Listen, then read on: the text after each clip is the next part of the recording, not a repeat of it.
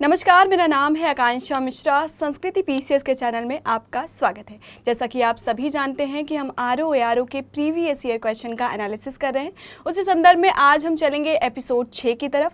Pattern बिल्कुल समान रखेंगे कि एक एक क्वेश्चन जो भी प्रीवियस ईयर में पूछा गया है उसका डिटेल एनालिसिस करते हुए चलेंगे। और बिना किसी देरी किए शुरू करते हैं और देख लेते हैं पहला प्रश्न क्या कह रहा है। हम बात कर रहे हैं किसकी, 2016 के जो प्रश्न पत्र निरस्त हो गया था उसकी बात कर रहे हैं। कुछ बात हमने किसमें की है, एपिसोड 5 में की है। आज हम कुछ प्रश्नों की बात एपिसोड 6 में कर लेंगे। पहला प्रश्न देख लेते हैं। पहला प्रश्न क्या कह रहा है, नाभिकीय संलयन रिएक्टर की बात की गई है। नाभिकीय संलयन रिएक्टर के विषय में निम्नलिखित कथनों पर विचार कीजिए, ये पूछा गया है। कथन क्या दिए गए हैं? पहला कथन दिया है नाभिकों के विखंडन के सिद्धांत पर कार्य करते हैं।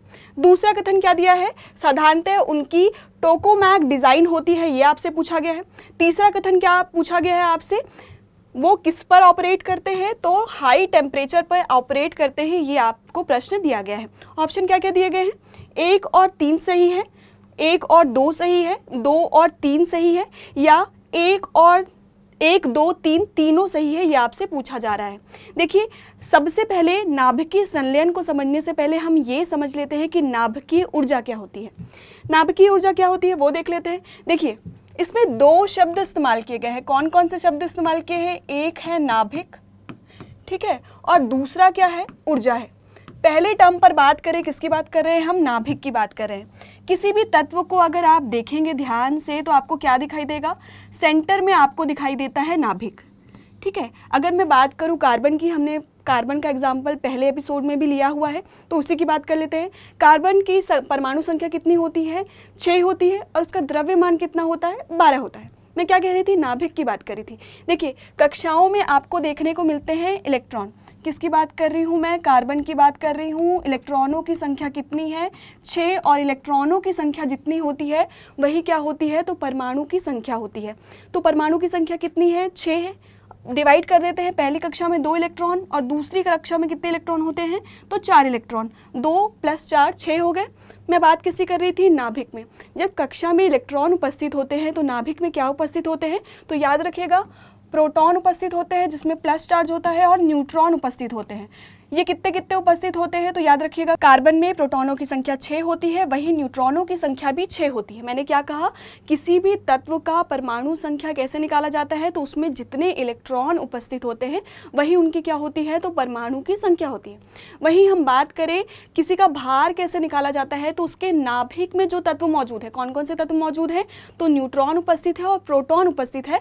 दोनों की संख्या का योग अगर कर दे तो आपको क्या मिल जाता है, तो परमाणु भार या परमाणु द्रव्यमान मिल जाता है। इस आधार पे कार्बन का परमाणु भार कितना होगा, तो कितना होगा, 12 होगा। ये सब मैं क्यों समझा रही हूँ वो भी आप इस आगे समझा दूंगी, जब नाभिकीय संलयन का प्रोसेस हम समझेंगे तब समझ लेंगे। तो नाभिक की बात क्लियर होगी। नाभिक क्या होता है? नाभिक किसी भी तत्व के केंद्र में उपस्थित होता है और उसमें 2 तत्व मौजूद होते हैं। दोनों तत्वों का नाम क्या है, तो एक होता है प्रोटॉन और दूसरा होता है न्यूट्रॉन, और दोनों का ही योग मिलकर क्या बनता है, भार बनता है। और इलेक्ट्रॉनों की संख्या जितनी होती है वो उसकी क्या कहलाती है, परमाणु संख्या कहलाती है। अब यहाँ पे 2 टर्म्स आते हैं। कौन कौन से टर्म्स आते हैं? एक होता है समस्थानिक, नाम से पता चल रहा है समान स्थान रखता है। दूसरा होता है समभारिक, नाम से पता चल रहा है समान भार रखता है। समस्थानिक क्या होता है? देखिए, पेरियोडिक टेबल पर कोई तत्व कहाँ उपस्थित होगा ये डिपेंड करता है कि उसकी परमाणु संख्या कितनी है। और मैंने अभी बताया परमाणु संख्या किससे तय होती है, तो इलेक्ट्रॉनों की संख्या से तय होती है। समस्थानिक का मतलब क्या हुआ, पेरियोडिक टेबल में जो समान स्थान रख रहे हैं उसे क्या कहा जाता है, समस्थानिक कहा जाता है। कहने का मतलब है समस्थानिक वो तत्व होते हैं जिसमें परमाणु संख्या समान हो लेकिन भार अलग अलग हो। परमाणु संख्या समान है लेकिन क्या है, भार अलग अलग है, इसे क्या कहा जाता है, समस्थानिक कहा जाता है। वही समभारिक क्या हो, जिनके परमाणु संख्या अलग अलग हो लेकिन भार समान हो, उसे क्या कहा जाता है, समभारिक कहा जाता है। अगर हम बात करें किसकी, समभारिक की पहली बात कर लेते हैं। समभारिक की बात करें तो 2 तत्व आपको दिखाई देते हैं। 18 नंबर पे आपको दिखाई देगा ऑर्गन, और 19 नंबर पे आपको दिखाई देगा पोटेशियम। दोनों का परमाणु संख्या अलग अलग है, 18 और 19 है, लेकिन उनके भार की बात करें तो दोनों का भार कितना होता है, 40 होता है। इसलिए उसे क्या कहा जाता है, समभारिक कहा जाता है। अब बात करते हैं समस्थानिक की। समस्थानिक क्या होते हैं, एग्जाम्पल के तौर पर देख लेते हैं। आपको हाइड्रोजन के 3 समस्थानिक देखने को मिलेंगे। कौन कौन से समस्थानिक है, एक तो प्रोटियम है, दूसरा ड्यूटेरियम है और तीसरा ट्राइटियम है। इसे ट्रिटियम भी कहा जाता है, ट्राइटियम जो आप कहना चाहें। पहले की बात करें, देखिए प्रोटियम की बात करें, देखिए इसमें भी इलेक्ट्रॉन कितना, एक। ड्यूटेरियम की बात करें, इसमें भी इलेक्ट्रॉन कितना, एक। और ट्राइटियम की बात करें, इसमें भी इलेक्ट्रॉन कितना, एक। वहीं हम बात करें भार की बात करें, इससे ये एक चीज़ क्लियर हो गई है कि परमाणु की संख्या तीनों में कॉमन है। वहीं हम भार की बात करें तो देखिए इसमें प्रोटॉनों की संख्या एक, यानी भार कितना है इसका, एक। वहीं ड्यूटेरियम में आप देखेंगे तो प्रोटॉन एक है और न्यूट्रॉन एक है, मतलब 1 + 1 = 2, तो इसका भार कितना होगा, 2 होगा। वहीं हम बात ट्राइटियम की करें तो देखिए यहाँ पे 2 न्यूट्रॉन देखने को मिल रहा है, 1 प्रोटॉन देखने को मिल रहा है, तो 1 + 2 = 3। इसको लिखेंगे कैसे, देखिए हाइड्रोजन बना लेते हैं, तीनों हाइड्रोजन है, तीनों किसके समस्थानिक है, हाइड्रोजन के ही समस्थानिक है, तो हाइड्रोजन लिख लिया। परमाणु संख्या हमेशा नीचे लिखी जाती है, तो इसका भी परमाणु संख्या 1 है, इसकी भी परमाणु संख्या 1 है और इसकी भी परमाणु संख्या 1 है, नीचे लिख दिया। भार को ऊपर लिखा जाता है, तो भार कितना है, इसका 1 है, इसका 2 है और इसका कितना है, 3 है। तो ये हो गए समस्थानिक। 3 किसकी बात कर रहे हैं, हाइड्रोजन की समस्थानिक की बात कर रहे हैं, जिनका परमाणु संख्या समान है लेकिन भार अलग अलग है। क्यों पढ़ रहे हैं वो भी समझ लेंगे। अब देखते हैं, एक की बात तो हम कर चुके हैं, अच्छे से डिटेल में कर चुके हैं कि नाभिक क्या होता है। अब ऊर्जा क्या होती है, हमने पहले भी बात की है इसकी, ऊर्जा क्या होती है, तो कार्य करने की क्षमता को ही क्या कहा जाता है, ऊर्जा कहा जाता है। मेरे अंदर कितनी ऊर्जा है ये डिपेंड करेगा कि मैं कितना काम कर सकती हूँ। तो इन दोनों शब्दों का मतलब क्या हुआ, नाभिकीय ऊर्जा का मतलब क्या हुआ, नाभिक से जो ऊर्जा निकल रही है उसे क्या कह दिया जाता है, नाभिकीय ऊर्जा कह दिया जाता है। अब नाभिक से ऊर्जा कैसे निकलेगी, या तो नाभिक टूटेगा या तो नाभिक जुड़ेगा। ये 2 प्रोसेस होता है जिसके कारण क्या होती है, तो बहुत बड़ी मात्रा में ऊर्जा निकलती है। जीवाश्म ईंधन की तुलना में बहुत ज़्यादा ये ऊर्जा रिलीज करती है। किसकी बात की जा रही है, तो नाभिकीय ऊर्जा की बात की जा रही है। अब टूटेगा मतलब क्या होता है, अगर नाभिकों के टूटने से कोई ऊर्जा निकल रही है तो उसे कौन सा प्रोसेस कहा जाता है, नाभिकीय विखंडन का सिद्धांत कहा जाता है। क्या कहा जाता है, नाभिक अगर टूट कर ऊर्जा रिलीज कर रहे हैं तो उसे क्या कहा जाता है, नाभिकीय विखंडन का सिद्धांत कहा जाता है। वही नाभिक अगर जुड़ के ऊर्जा रिलीज कर रहे हैं तो उसे क्या कहा जाता है, नाभिकीय संलयन का प्रोसेस कहा जाता है।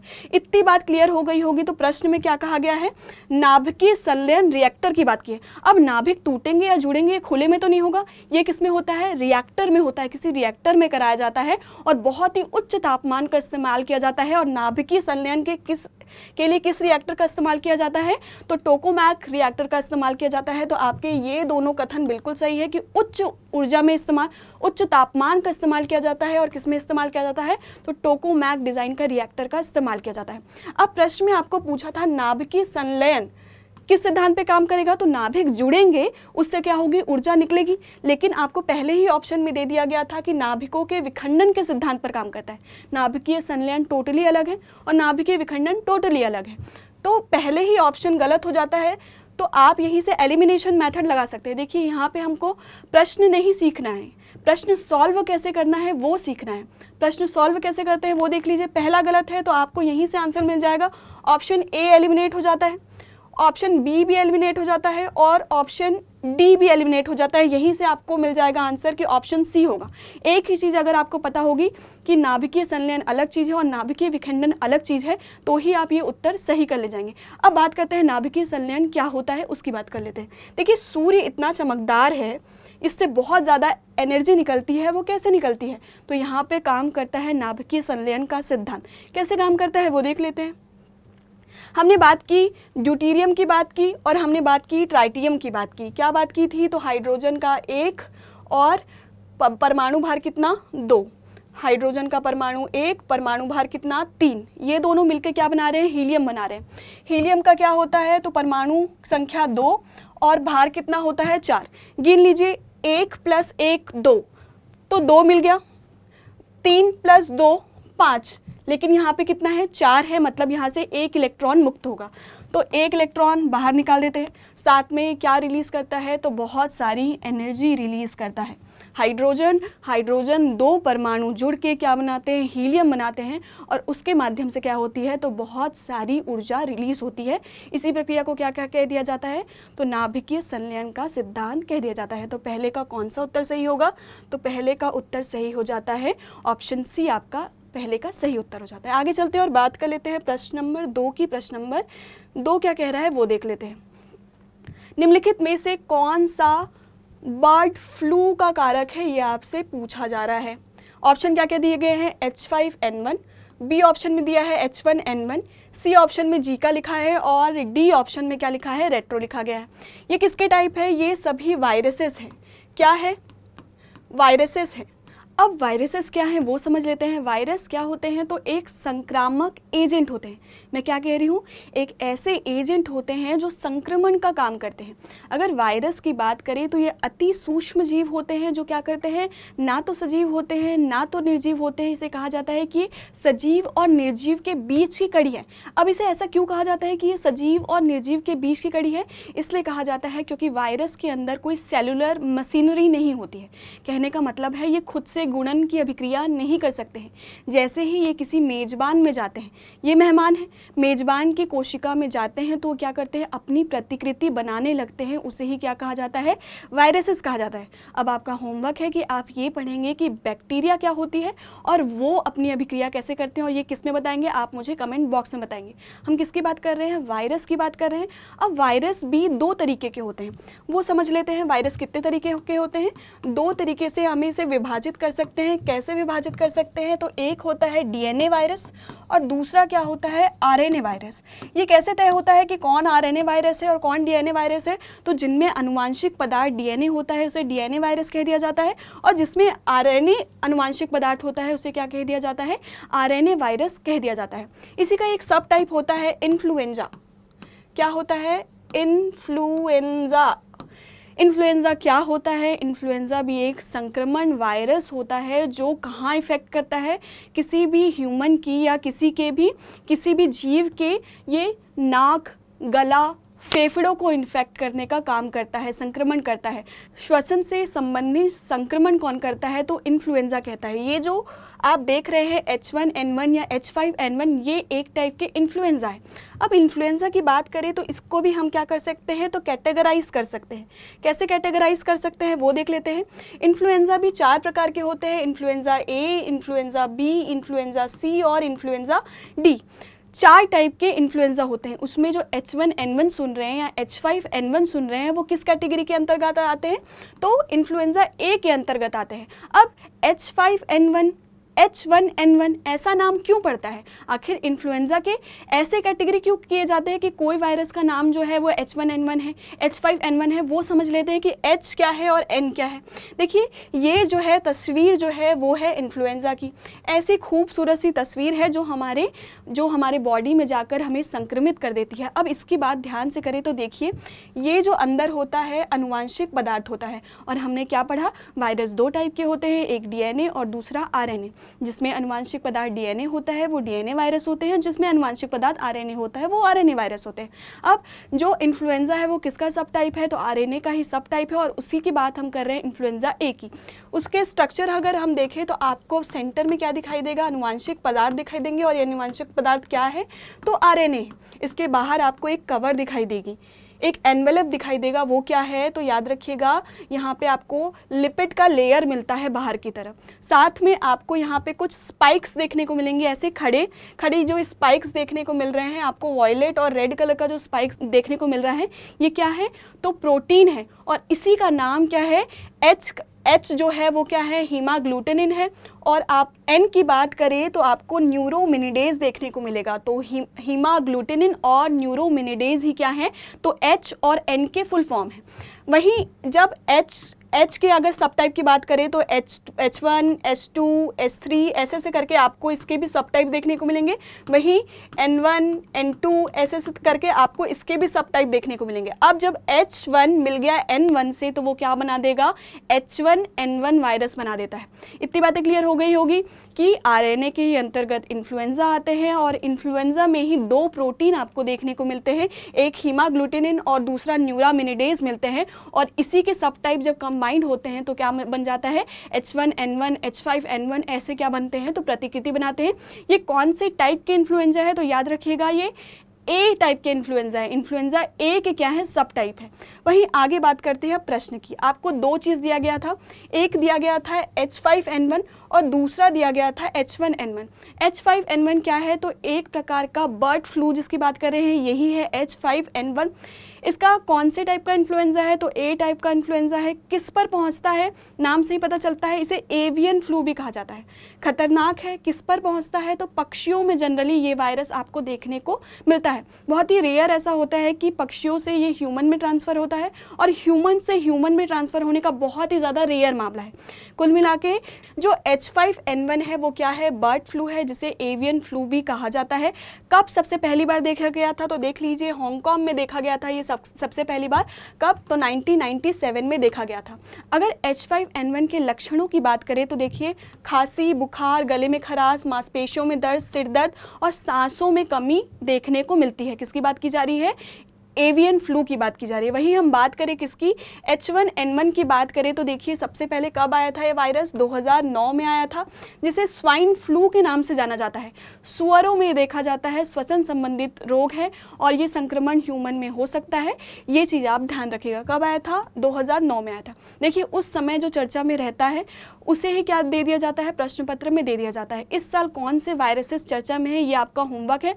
निपाह वायरस बिल्कुल भी मिस मत कीजिएगा, अच्छे से पढ़ के जाइएगा क्योंकि ये आने की संभावना प्रबल है। इस साल में आप अच्छे से देख लीजिएगा कि कौन सा वायरस चर्चा में रहा था, किस स्थान में चर्चा में रहा था, और साथ में इसका संक्रमण किस माध्यम से हो रहा है, ह्यूमन से ह्यूमन हो रहा है कि नहीं, जिससे हो रहा है उससे ह्यूमन को हो रहा है कि नहीं। ये सारी छोटी छोटी डिटेल आप कलेक्ट कर लीजिएगा क्योंकि पेपर में पूछे जाने की संभावना है।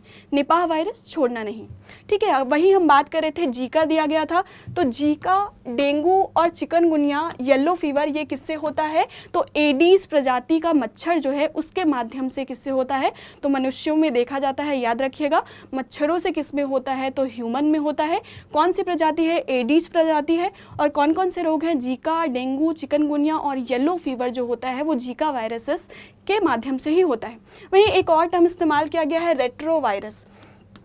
रेट्रोवायरस क्या करता है, रिवर्स ट्रांसक्रिप्शन का काम करता है। रिवर्स ट्रांसक्रिप्शन का काम मतलब क्या हुआ, जैसे ही ये किसी के बॉडी में प्रवेश करता है, किसी की कोशिका में प्रवेश करता है, तो जनरली काम क्या होता है, डीएनए से आरएनए बनता है। लेकिन जो रेट्रोवायरस होता है वो क्या करते हैं, आरएनए से डीएनए बनाने लगते हैं। और ये क्या होता है, ये प्रोसेस लगातार चलता रहता है। इसे ही क्या कहा जाता है, रिवर्स ट्रांसक्रिप्शन कहा जाता है। इसका एक एग्जाम्पल कौन सा है, तो आप HIV जो इसका एग्जाम्पल है वो रेट्रोवायरस का एग्जाम्पल है। इतनी बातें क्लियर हो गई हो तो कौन सा उत्तर सही होगा, उत्तर आपका ए यहाँ पर सही हो जाता है कि बर्ड फ्लू किसका एग्जाम्पल है, तो H5N1 वायरस के माध्यम से क्या होता है, बर्ड फ्लू होता है, जिसे एवियन फ्लू भी कहा जाता है।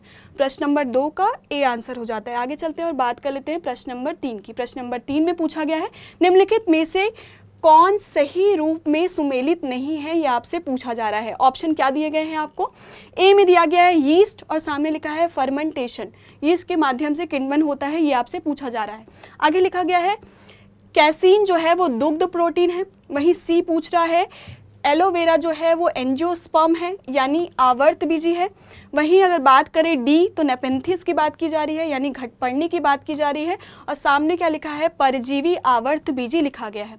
तो सबसे पहले हमने बात कर ली थी एपिसोड 3 में, अगर आप जाकर देखेंगे तो हमने घटपर्णी की बात विस्तार में की है। क्या बात की, अगर ज़रा सा भी आपको याद होगा, पैरासाइट की बात भी हमने विस्तार में की गई है। तो हमने बात की थी क्या होता है, घटपर्णी जो होता है वो घड़े के आकार का होता है, इसलिए इसे क्या कहा जाता है, घटपर्णी कहा जाता है। कैसे दिखता है, घटपर्णी को देखें तो आपको दिखता है वो ऐसे है, ठीक है। ये क्या करता है, कीड़ों को अपनी तरफ अट्रैक्ट करता है। कैसे अट्रैक्ट करता है, ये बहुत अच्छी खुशबू छोड़ता है जिससे क्या होते हैं, कीड़े आकर्षित हो जाते हैं, और जैसे ही कीड़े आकर्षित होकर इस पर बैठते हैं वैसे ही क्या करता है, ये ढक्कन बंद कर देता है और कीड़ों को खा जाता है। अब वो कीड़ों को खाने का काम क्यों करता है, कीड़ों को खाने का काम इसलिए करता है ताकि वो नाइट्रोजन की आपूर्ति को पूरा कर सके। ये मांसाहारी ज़रूर है लेकिन परजीवी नहीं है। परजीवी क्या होता है, जो दूसरों पर आश्रित होते हैं। एपिसोड 3 अगर आपने नहीं देखा है तो आप जाकर देख लीजिए, पहले ही क्वेश्चन में हमने विस्तार से बात कर ली है। तो ये परजीवी नहीं है, ये उत्पादक है, ये प्रकाश संश्लेषण की क्रिया करते हैं लेकिन मांसाहारी। मांसाहारी इसलिए है ताकि वो नाइट्रोजन की ज़रूरतों को पूरी कर सके, ठीक है। तो ये मांसाहारी है, साथ में उत्पादक भी है। तो आपका ऑप्शन डी क्या होता है, गलत हो जाता है और इस जो क्वेश्चन का वो सही उत्तर हो जाता है। वहीं ऑप्शन 3 ऑप्शन दिए गए हैं उसकी बात कर लेते हैं। सबसे पहले बात की गई है फर्मेंटेशन की। फर्मेंटेशन क्या होता है वो देख लेते हैं।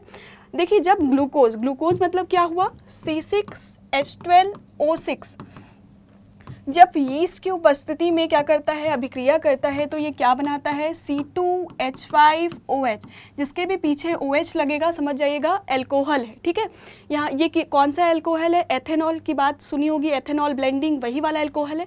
किससे बनता है, ग्लूकोज किसको किस में कन्वर्ट कर देता है, ये तो अल्कोहल में कन्वर्ट कर देता है, साथ में CO2 गैस निकालता है और साथ में ऊर्जा निकालता है।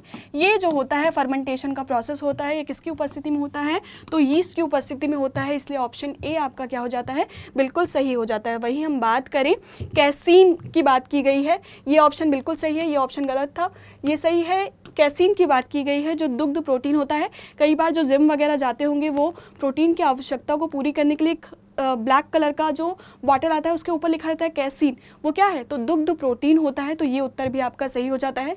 और सी एलोवेरा की बात की है, इसकी बात भी हमने की है। आवर्त बीजी क्या होता है, जो बीज क्या हो ढके हुए हों उसे आवर्त बीजी कह दिया जाता है, और एलोवेरा किसका एग्जाम्पल है, तो आवर्त बीजी का ही एग्जाम्पल है, यानी एंजियोस्पर्म का ही एग्जाम्पल है। तो ऑप्शन सी भी आपका सही है, ऑप्शन डी आपका गलत है। तो क्वेश्चन नंबर 3 का आपका कौन सा उत्तर सही हो जाता है, ऑप्शन डी सही हो जाता है। वहीं आगे बढ़ते हैं और बात कर लेते हैं प्रश्न नंबर 4 की।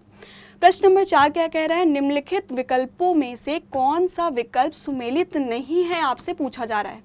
पहले ऑप्शन में दिया गया है आपको ऑटो इम्यून डिसीज दिया गया है और सामने क्या लिखा गया है, रूमेटाइड आर्थराइटिस लिखा हुआ है। वहीं ऑप्शन बी में क्या लिखा है, जेनेटिक डिसीज लिखा है और सामने क्या लिखा गया है, टीबी लिखा गया है। वहीं ऑप्शन सी की बात करें तो स्कैबीज लिखा है यानी पामा रोग, और सामने क्या लिखा गया है, माइट। चिंचड़ी पढ़ेंगे तो बिल्कुल समझ में नहीं आएगा कि ये क्या है, तो इंग्लिश थोड़ा सा पढ़ते चलिएगा ताकि आपको चीज़ें समझ में आने लगे। वहीं डी ऑप्शन में क्या दिया गया है, मेंटल डिसीज दिया गया है और सामने क्या लिखा गया है, सीजोफ्रेनिया लिखा गया है। ठीक है, तो ये ऑप्शन लिखे गए हैं और सामने सुमेलन के लिए दिया गया है। अब आपसे ये पूछा जा रहा है कि कौन सा सही सुमेलित नहीं है। अगर बात करें पहले की तो लिखा गया है ऑटो इम्यून डिसीज। देखिए, जब भी हम बीमार पड़ते हैं, कुछ लोग ऐसे होते हैं जिनका इम्यून सिस्टम इतना ख़राब होता है कि जैसे मौसम बदला, सर्दी से गर्मी हुई, गर्मी से सर्दी हुई, थोड़ी सी बारिश हो गई तो उन्हें खांसी, छींक, जुकाम जैसी बीमारियां होते रहती हैं। इससे हम क्या कहते हैं कि आपका इम्यून सिस्टम बिल्कुल अच्छा नहीं है, इसलिए आपको बीमारियां जल्दी पकड़ती हैं। कुछ लोगों का ऐसा भी होता है कि इम्यून सिस्टम इतना ज़्यादा अच्छा हो जाता है कि इम्यून सिस्टम ही हमें नुकसान पहुँचा रहा होता है, और इसी को क्या कहा जाता है, ऑटो इम्यून डिसीज़ कहा जाता है। हमारा इम्यून सिस्टम इतना अच्छा हो जाए कि हमारा इम्यून सिस्टम ही हमें नुकसान पहुंचाने लगे, तो उसे क्या कहा जाता है, स्वप्रतिरक्षित रोग कहा जाता है। उसका एग्जाम्पल दिया गया है रूमेटाइड आर्थराइटिस। इसमें क्या होता है, जोड़ों में बहुत तेज़ दर्द होने लगता है, मांसपेशियां टूटने लगती हैं, ऐसा फील होने लगता है, और धीरे धीरे ये दूसरे ऑर्गन्स को भी प्रभावित करता है। ये किसी लोकलाइज्ड, जैसे अगर सिर्फ मांसपेशियों को प्रभावित कर रहा है तो लोकलाइज्ड हुआ, या मल्टी सिस्टम भी हो सकता है कि एक साथ कई अंगों को प्रभावित कर रहा है। तो ये बिल्कुल सही सुमेलन किया गया है। ऑटो इम्यून डिसीज़ है, किसकी बात की है, रूमेटाइड आर्थराइटिस की बात की गई है, तो ये बिल्कुल सही सुमेलन किया गया है। ऑप्शन बी की बात कर ले तो अनुवांशिक रोग क्या होता है, जो पीढ़ी दर पीढ़ी ट्रांसफ़र होते हैं, उसे क्या कहा जाता है, जेनेटिक डिसीज़ कहा जाता है। अगर मुझे है और मेरे बच्चे को भी हो जाता है और मेरे बच्चे से उनके बच्चों को भी हो जाता है, तो ये क्या होता है, पीढ़ी दर पीढ़ी ट्रांसफ़र हो रहे हैं, तो उसे क्या कहा जाता है, जेनेटिक डिसीज़ कहा जाता है। और सामने लिखा गया है टीबी। टीबी क्या है, श्वसन से संबंधित रोग है, और साथ में ये किसकी उपस्थिति के कारण होता है, जीवाणु के कारण होता है, जीवाणु जनित रोग है, ये अनुवांशिक ट्रांसफ़र नहीं होता है। तो ये ऑप्शन आपका गलत दिया है और आपका सही उत्तर भी इस क्वेश्चन का है। आगे चलते हैं, स्कैबिस की बात की है। स्कैबिस में क्या होता है, रैशेस बनने लगते हैं, रेड रेड कलर के चकत्ते बनने लगते हैं बॉडी में। ये किसके कारण होता है, एक माइट जो है वो जीव है, वो क्या करता है, तो अंडे छोड़ देता है या शरीर में बैठ जाता है, उसके स्पर्श होने से या उसके अंडे शरीर में छूटने से क्या होता है, तो स्कैबिस नाम का रोग होता है। और ये बिल्कुल सही सुमेलित है, ये भी सही सुमेलित दिया है। आगे दिया है ऑप्शन डी में मेंटल डिसीज़ की बात की गई है, मानसिक बीमारी की बात की है, और सामने लिखा है सीजोफ्रेनिया। सीजोफ्रेनिया क्या होता है, 2 प्रकार के लक्षण आपको सीजोफ्रेनिया में देखने को मिलते हैं। कैसे लक्षण होते हैं, तो हेलोसिएशन होता है, साथ में डिल्यूजन होता है। डिल्यूजन क्या होता है, जैसे मैं गुजर रही हूँ और कुछ लोग बातें करके हंस रहे हैं, अब मुझे लग रहा है ये शायद मेरे बारे में ही बात करके हंस रहे हैं, या फिर मैं कुछ सोच रही हूँ और मैं गलत सोच रही हूँ लेकिन मुझे पक्का विश्वास है कि मैं सही सोच रही हूँ, या मुझे ऐसा लगे कि कोई मेरे खिलाफ साजिश कर रहा है और बार बार ऐसा लग रहा है, तो मुझे क्या है, सीजोफ्रेनिया की बीमारी है और मुझे क्या करना चाहिए, तो डॉक्टर के पास संपर्क करना चाहिए। दूसरा क्या है, हेलोसिएशन में क्या होता है, हेलोसिएशन में आवाज़ें सुनाई देती है। एक कमरे में दो लोग बैठे हैं, एक को आवाज़ सुनाई दे रही है, दूसरे को आवाज़ नहीं सुनाई दे रही है, इसका मतलब क्या है, दूसरे व्यक्ति को क्या है, सीजोफ्रेनिया है, जिसको बहुत सारी आवाज़ें सुनाई देती है, अजीब अजीब टाइप की आवाज़ें सुनाई देती है जो किसी और को सुनाई नहीं देती है। तो ये कौन सी बीमारी है, तो इसे ही सीजोफ्रेनिया कहा जाता है और एक तरीके की ये मानसिक तकलीफ है और इसके लिए अगर किसी को भी होता है तो क्या करना चाहिए, डॉक्टर के पास सलाह लेना चाहिए। तो ये भी बिल्कुल सही सुमेलित किया गया है, तो इस क्वेश्चन का सही उत्तर क्या हो जाता है, ऑप्शन बी हो जाता है। आगे चलते हैं और बात कर लेते हैं प्रश्न नंबर 5 की। प्रश्न नंबर 5 क्या कह रहे हैं, सांप के जहरीले विषदंत होते हैं, किसकी बात की गई है, विषदंत की बात की गई है। जो रूपांतरित रूप होते हैं, किसके रूपांतरित रूप होते हैं, ये आपसे पूछा जा रहा है। देखिए, दो चीज़ें आपको समझना बहुत ज़रूरी है, एक होता है पॉइजन और दूसरा होता है पॉइजनस एपरेटस। पॉइजन क्या होता है, सीधे हम क्या करते हैं, शरीर में ले लेते हैं, जैसे हम जहर खा लिए तो हम जहर खाने से मर सकते हैं। दूसरा होता है पॉइजनस एपरेटस, किसी के माध्यम से अगर हमारे शरीर में जहर इंजेक्ट किया जाता है उसे क्या कहा जाता है, पॉइजनस एपरेटस कहा जाता है। पॉइजन हम ग्रहण करते हैं और पॉइजनस एपरेटस क्या होता है, इसके द्वारा हमारे शरीर में क्या किया जाता है, इंजेक्ट किया जाता है। जो सांप के विषदंत होते हैं वो पॉइजनस एपरेटस होते हैं, जिसे वेनम कहा जाता है। वेनम सुना होगा, ये क्या है, पॉइजनस एपरेटस है जो इंजेक्ट करके शरीर में जहर को फैला देते हैं। तो ये आपसे पूछा जा रहा है विषदंत किसके रूपांतरित रूप है। देखिए, हमारे जो दांत है, अगर दांत को अगर आप अच्छे से देखेंगे तो ये ऊपर के जो दांत होते हैं उसे क्या कहा जाता है, मैक्सिलरी टिथ कहा जाता है। वहीं अगर नीचे की बात करें तो क्या कहा जाता है, इसे मैंडिबुलर टिथ कहा जाता है। कुछ और देखिए, अगर यहाँ पे तालू के टाइम पास आपको दांत मिले तो उसे क्या कहा जाता है, पैलेटाइन टिथ कहा जाता है। और कैनाइन किसे कहा जाता है, ये रहा कैनाइन का लोकेशन, इसे क्या कहा जाता है, कैनाइन कहा जाता है। अब आपसे पूछा क्या गया है, जो उनके विषदंत होते हैं, सांप के विषदंत होते हैं, वो किसके रूपांतरित रूप होते हैं। अगर सांप के दांत अगर देखें तो ऊपर आपको देखने को मिलेंगे, कैसे देखने को मिलेंगे, ये रहा सांप और ये विषदंत आपको यहाँ देखने के लिए मिलेंगे। तो ये कौन से टिथ के एग्जाम्पल हो जाते हैं, तो मैक्सिलरी टिथ के एग्जाम्पल हो जाते हैं। मैक्सिलरी टिथ के ही रूपांतरित रूप हो जाते हैं, क्योंकि ऊपर वाले दांत को क्या कहा जाता है, मैक्सिलरी टिथ कहा जाता है और नीचे वाले दांत को क्या कहा जाता है, तो मैंडिबुलर टिथ कहा जाता है। इससे इसका सही उत्तर क्या हो जाता है, वो देख लीजिए, क्या हो जाता है, ऑप्शन डी आपका यहाँ पर सही उत्तर हो जाता है। इसकी बात भी हमने की है, मैंडिबुलर टिथ किसे कहा जाता है, नीचे के दांत को कहा जाता है। पैलेटाइन टिथ कहा जाता है, तालू पर अगर दांत मिलेगा तो उसे कहा जाता है। और कैनाइन टिथ कहा जाता है, जो नुकीला हिस्सा है, ये बड़े बड़े दांतों के आगे का जो दांत है उसे क्या कहा जाता है, कैनाइन टिथ कहा जाता है। तो इस प्रश्न का सही उत्तर क्या हो जाता है, ऑप्शन डी हो जाता है। आगे चलते और बात कर लेते हैं प्रश्न नंबर 6 की। प्रश्न नंबर 6 में क्या पूछा गया है, निम्नलिखित में से कौन सही रूप में सुमेलित नहीं है, वो आपसे पूछा जा रहा है। आपको पादप के पोषक तत्व दिए गए हैं और उसके काम दिए गए हैं। नाइट्रोजन दिया गया है, फास्फोरस दिया गया है और पोटेशियम दिया गया है। आपको याद होगा कि जब भी हम उर्वरक की बात करते हैं तो हम किसे मिलाने की बात करते हैं, कौन से पोषक तत्वों को मिलाने की बात करते हैं, तो नाइट्रोजन, फास्फोरस और पोटेशियम को मिलाने की बात करते हैं। और सामने क्या लिखा गया है वो देख लीजिए। तो आपको लिखा गया है वृद्धि और विकास के लिए नाइट्रोजन, फास्फोरस जड़ों के विकास के लिए, और अगर पोटेशियम की बात करें तो स्टोमेटा के खुलने और बंद होने पर नियंत्रण करने के लिए हम पोटेशियम का इस्तेमाल करते हैं। बोरॉन के सामने लिखा गया है रोग प्रतिरोधकता। देखिए, ये क्वेश्चन में थोड़ा सा डाउट है और इस क्वेश्चन का उत्तर निरस्त कर दिया गया था। क्यों कर दिया गया था उसकी भी बात करेंगे। सबसे पहले बात किसकी कर लेते हैं, नाइट्रोजन की कर लेते हैं। देखिए, वातावरण में नाइट्रोजन किसके रूप में पाया जाता है, तो N2 के फॉर्म में पाया जाता है, यानी यौगिक के रूप में पाया जाता है। N2, N triple bond N में पाया जाता है। लेकिन जो पौधे नाइट्रोजन ग्रहण कर रहे हैं वो किस रूप में ग्रहण कर रहे हैं, तो नाइट्रोजन के रूप में ग्रहण कर रहे हैं। अब नाइट्रोजन को यौगिक से तत्व में बदलने की प्रक्रिया को क्या कहा जाता है, स्थिरीकरण कहा जाता है। और कैसे होता है, तो जड़ों में सूक्ष्म जीव पाए जाते हैं। अब आपको कमेंट बॉक्स में ये बताना है कि कौन से सूक्ष्म जीव जड़ों में मौजूद होते हैं जो नाइट्रोजन स्थिरीकरण का काम करते हैं। इसके माध्यम से क्या होता है, तो पौधों का वृद्धि और विकास होता है। मतलब पहला ऑप्शन आपका बिल्कुल यहाँ पर सही दिया गया है। क्या दिया गया है कि नाइट्रोजन के माध्यम से क्या होता है, पौधों में वृद्धि और विकास होता है। वहीं बात करें फॉस्फोरस की, फॉस्फोरस क्या करता है, तो जड़ों के विकास में सहयोग करता है, ये बिल्कुल सही दिया गया है। वहीं पोटेशियम की बात करें तो लिखा गया है स्टोमेटा के खुलने और बंद होने पर नियंत्रण करता है। स्टोमेटा कैसे कार्य करता है, तो जब दिन का टाइम होता है तो क्या होता है, वाष्पोत्सर्जन की क्रिया होती है। देखिए पौधों में दो भाग होते हैं, एक होता है जाइलम और दूसरा होता है फ्लोएम। जाइलम क्या करता है, तो जलों का अवशोषण करता है, वहीं फ्लोएम क्या करता है, तो भोजन का अवशोषण करता है। अब क्या होता है, दिन के समय जब सूर्य की किरणें पड़ती हैं तो क्या होता है, पानी ऊपर की ओर चढ़ता है। किसके माध्यम से चढ़ रहा है, तो जाइलम के माध्यम से ऊपर की ओर चढ़ता है। और स्टोमेटा क्या होता है, दिन के समय खुल जाता है और रात के समय बंद हो जाता है। दिन के समय कैसे खुलता है, तो पानी जैसे ही ऊपर आता है तो स्टोमेटा में होता है गार्ड सेल। कैसे दिखता है वो देखते हैं, ज़्यादा अच्छे से समझ में आएगा। ये रहा स्टोमेटा, दिन के समय आपका क्या होता है, खुल जाता है, ये खुले स्टोमेटा का एग्जाम्पल है। और ये क्या करता है, रात के समय क्या होता है, बंद होता है। ये क्यों खुलता है, जैसे ही पानी ऊपर की ओर आता है तो क्या बनता है, ये रहे गार्ड सेल। इसमें क्या होते हैं, तो दबाव पड़ता है और दबाव पड़ने से क्या होता है, वो बाहर की तरफ खुलने लगते हैं, खींचने लगते हैं। इसलिए स्टोमेटा क्या होता है, खुल जाता है। और स्टोमेटा बंद कब होता है, रात के समय, जब वहाँ पे दबाव कम हो जाता है तो क्या होता है, तो स्टोमेटा बंद हो जाते हैं।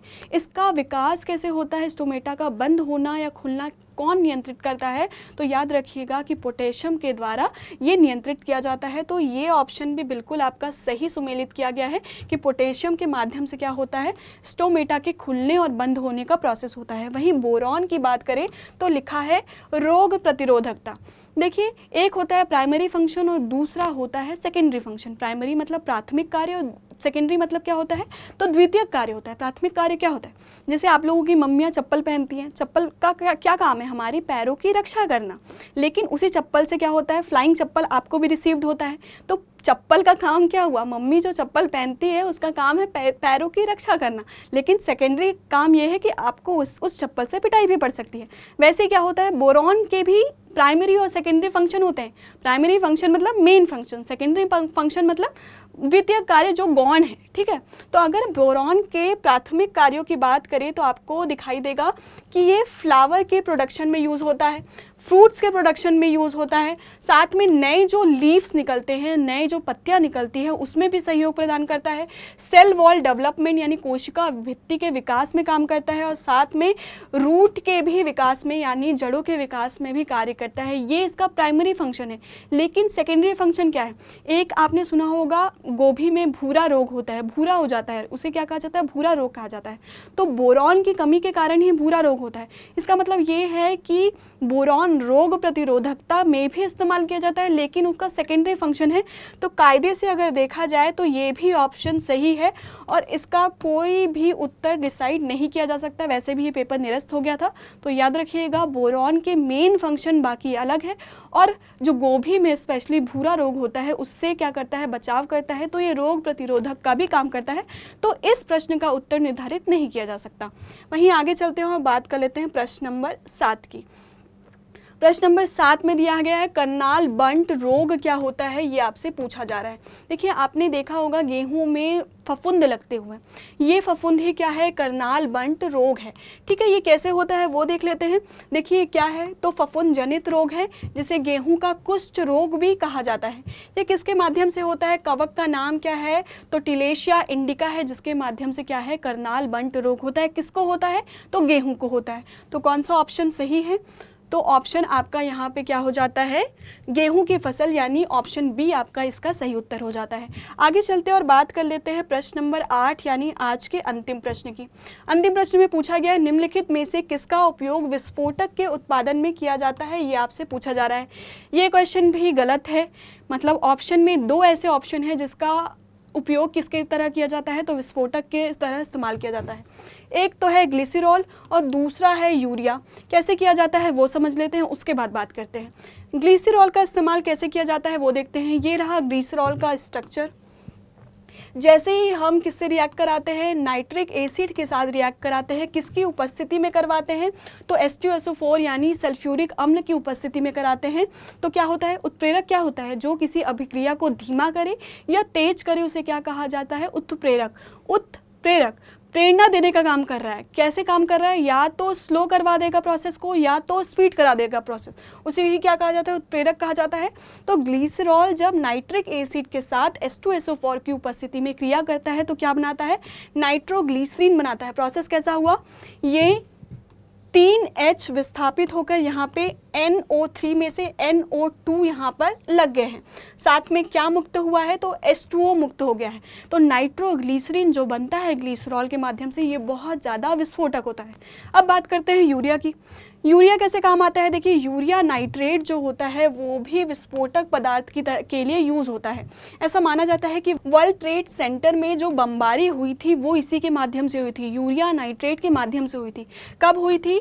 तो 1993 में न्यूयॉर्क में हुई थी। किसके माध्यम से हुई थी? यूरिया के माध्यम से हुई थी।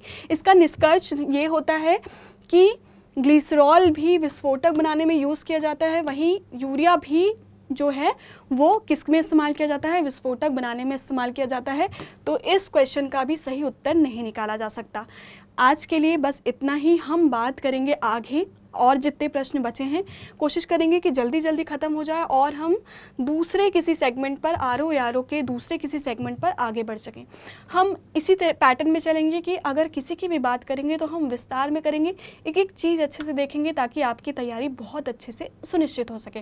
देखिए, दुख बांटने से कम होता है लेकिन ज्ञान बांटने से बढ़ता है। अगर आपको लगता है कि ये एपिसोड यूज़फुल हो रहा है तो आप अपने साथियों तक भी इसे पहुँचाइए ताकि ज़्यादा से ज़्यादा लोगों को इसका लाभ पहुंच सके। आज के लिए बस इतना ही। मुझे दीजिए इजाज़त। धन्यवाद।